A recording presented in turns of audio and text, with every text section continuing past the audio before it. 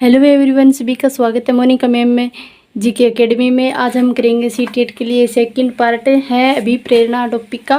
और ये रीड के लिए बहुत ही इंपॉर्टेंट टॉपिक है क्योंकि इसमें से एक या दो क्वेश्चन हर बार पूछे जाते हैं। इसीलिए निम्न में से आंतरिक अभिप्रेरणा का उदाहरण है। प्रथम क्वेश्चन है हमारा और इसके फोर ऑप्शन है, जिसमें देख लेते हैं कि विद्यालय फुटबॉल में चयन होना, जन्मदिन पर पोशाक मिलना, और तीसरा है कि स्वयं के लिए समस्या का समाधान करना, और फोर्थ ऑप्शन है कि सभी विकल्प सही है।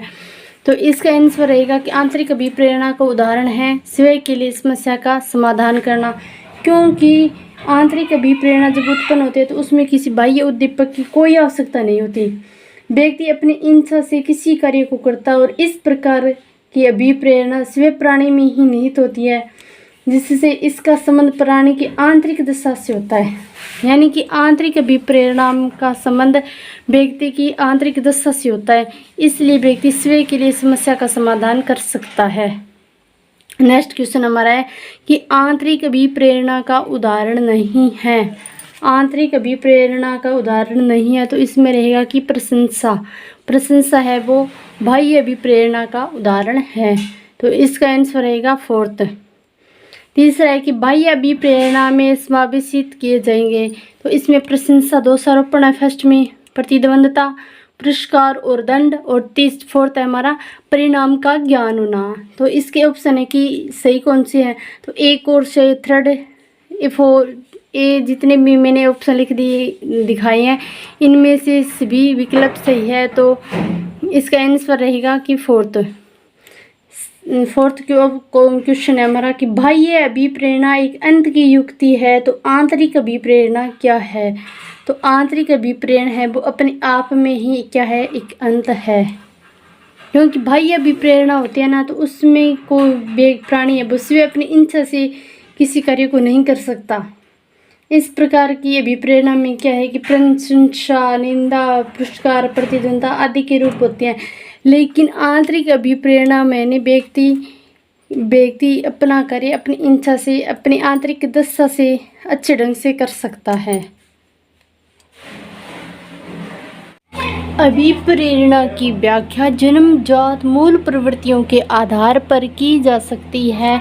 किसने कहा? तो ये कहा कि मैकडूगल ने कहा कि अभिप्रेरणा की व्याख्या है वो जन्मजात मूल प्रवृत्तियों के आधार पर हम कर सकते हैं। नेक्स्ट क्वेश्चन है हमारा कि पुरस्कार एवं दंड कौन सा प्रेरक है। तो पुरस्कार एवं दंड ये एक कृत्रिम प्रेरक है, क्योंकि थॉमसन ने अभिप्रेरकों को दो भागों में बांटा, जिसमें से कौन कौन से है कि प्राकृतिक अभिप्रेरक और कृत्रिम अभिप्रेरक। कृत्रिम अभिप्रेरक में क्या है कि पुरस्कार, दंड, प्रशंसा, इस चीज़ें आती हैं। तो नेक्स्ट क्वेश्चन है हमारा कि निम्न में से अध्यापक के लिए सर्वोत्तम कथन कौन सा है। भी देखो कि विद्यार्थियों को किस प्रकार से अध्यापक प्रेरित करता है, पढ़ाता है, लिखाता है, उनको अनुशासन में रखता है। तो इस क्वेश्चन में सर्वोत्तम कथन कौन सा है। ये देखो तो विद्यार्थियों को सदैव सीखने के लिए अध्यापक है वो प्रेरित करता है, अध्यापन के लिए व्याख्यान विधि का प्रयोग करता है, सदैव प्रदर्शन के माध्यम से सिखाता है, विद्यार्थियों को सदैव अनुशासन में रखता है। इसका सही आंसर होगा कि विद्यार्थियों को सदैव सीखने के लिए प्रेरित करता है। नेक्स्ट क्वेश्चन है कि परिवेश की वस्तु जिसे प्राणी प्राप्त करने का प्रयास करता है कही जाती है कि प्रेरक है वो परिवेश एक ऐसी वस्तु है जिसे प्राणी प्राप्त करने का प्रयास करता है। नेक्स्ट क्वेश्चन है कि बालकों के सीखने का सर्वोत्तम प्रभाव पड़ता है किससे कि रुचि का प्रभाव पड़ता है, बौद्धिक योग्यता का पड़ता है, या शारीरिक संगठन का पड़ता है। तो सबसे सीखने का सर्वोत्तम प्रभाव पड़ता है तो वो प्रेरणा का पड़ता है। शक्ति अभिप्रेरणा का मापन प्राथमिकता किया गया है किस परीक्षण के द्वारा। तो TAT द्वारा। और मनोवैज्ञानिक पूछा जाए इसी कि आपसे कि शक्ति अभिप्रेरणा का मापन किस मनोवैज्ञानिक के द्वारा किया गया, तो वो हमारा मनोवैज्ञानिक रहेंगे मरे 1938 में इन्होंने किया था। नेक्स्ट क्वेश्चन हमारा है कि को अभिप्रेरित शिक्षण का संकेतक माना जाता है।